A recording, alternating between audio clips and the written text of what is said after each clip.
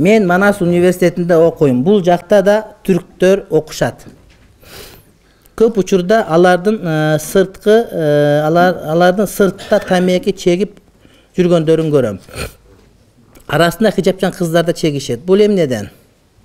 Өз убагында булар Осман империясында түз жолдо жүрбөдү беле.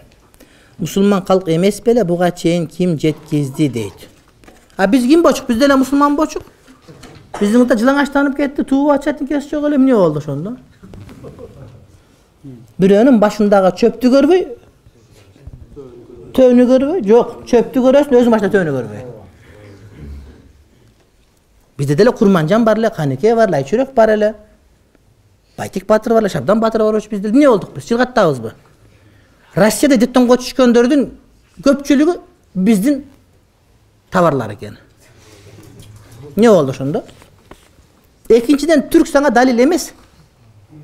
Араб дагы саңа далил эмес, саңа Куран далил. Макруh чегип аттыр. Жолук салынып аттыр. Жакшы жол салынып аттыр. А башка бияктагы бирөө жолугу дагы жок, ыштанындагы жок, сигарет чегип жүрөт. Ага эмне айтпайсың?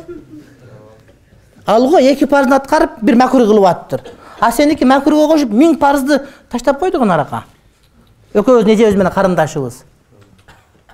Түрктүн кызы жолук салынып аттыр, алхамдулилла, Алла разы болсун ушундан. Намазын окуп аткандыр, авратын жааптыр. А биздикичи?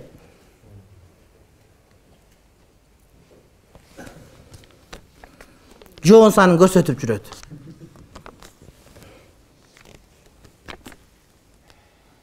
Түрк далил эмес бизге.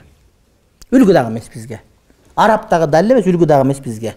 Бизге пайгамбарым үлгү, Куран үлгү, сүннөт үлгү. Түшүндүңөр урматтуу бир тууганым?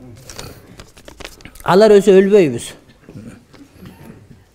Biz dagı dalil emesmiz, Kırgızlar dagı.